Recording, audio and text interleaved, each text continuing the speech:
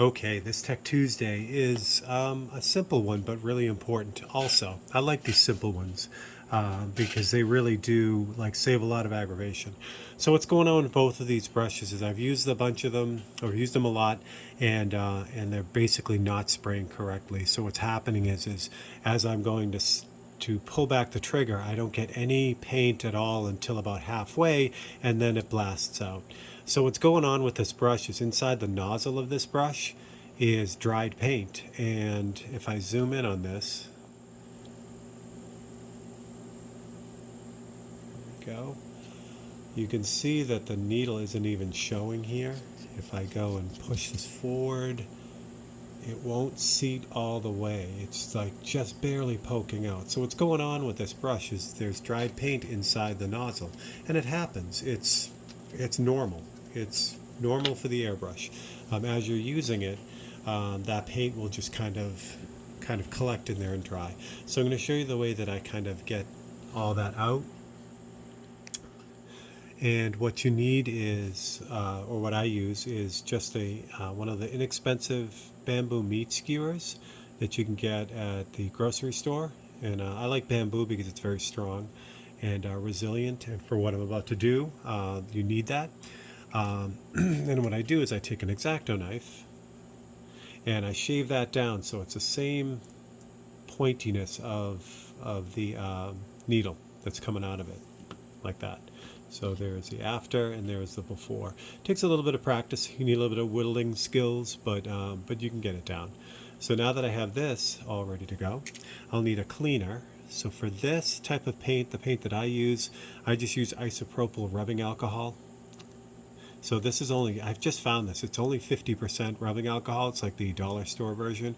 But for cleaning airbrushes, that works great. And it's inexpensive, so that works good too. All right.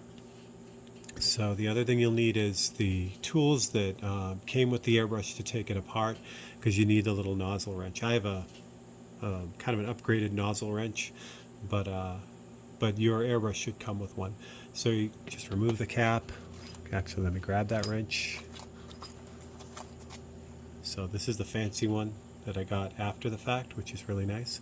And that little guy right there in the self-centering on this kind of threaded nozzle, that's where it is. So let me pull the needle out first. And do is just gently put the wrench on and then just loosen that up. Take it off. So there's I can see it. There's all kinds of paint stuck in there dried. So what I normally do to make my life easy, I'll just kind of drop it in the cup and let it sit there for a little while.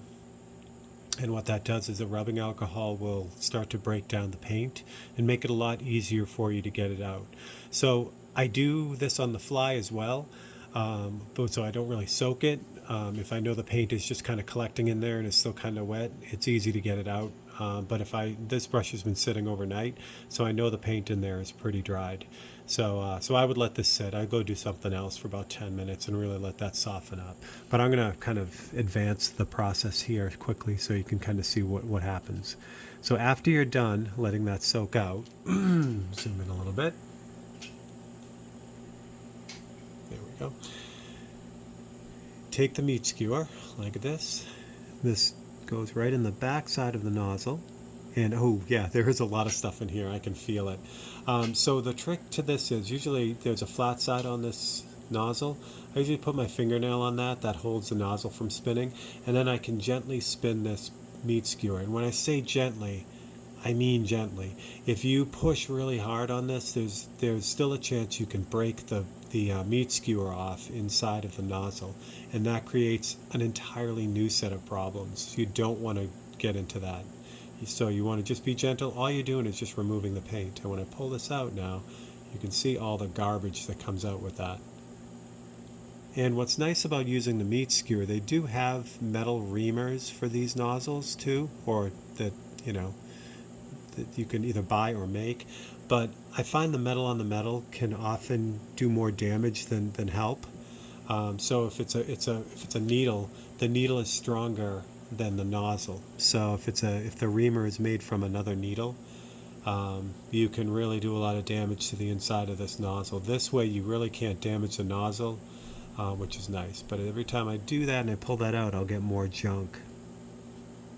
And you just keep doing this, keep repeating this until you don't pull out any more of that stuff. Again, really gentle. You don't want to break that skewer off in the nozzle.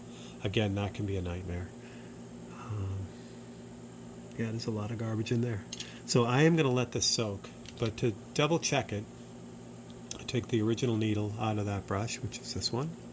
Make sure the needle's clean too. And then you can just insert the needle, and the needle should stick back out. Now this isn't, because there is more stuff stuck in there. So I'm going to let this soak for a little bit, but I think you get the idea on how that works. Now once you get that totally clean, so you're spinning your meat skewer around in there and you pull it out and it comes out clean, then you know it's clean. You can reseat the needle before you put it in, make sure everything lines up, and then you'll be ready to go. Again, when I do this on the fly when I'm working, the whole process takes about 5 minutes. So it's not really that much downtime, but it'll really, really help out. It'll really make sure everything's out of that nozzle. And like I said, it's not that there's anything wrong with the brush or the paint. It's just what happens. Paint is drying. It's drying everywhere. And eventually it does collect on the inside of that nozzle. And because it's invisible, you know, it's really tough to kind of get a gauge for that. So there you go. So there is your Tech Tuesday on cleaning out your nozzle safely. I hope you enjoyed it. Please consider liking and subscribing, and go easy on those nozzles. They're very expensive. So again, err on the side of being gentle. I can't stress that enough. All right, so for Steve Leahy and Tech Tuesday, I will catch you guys on the next one.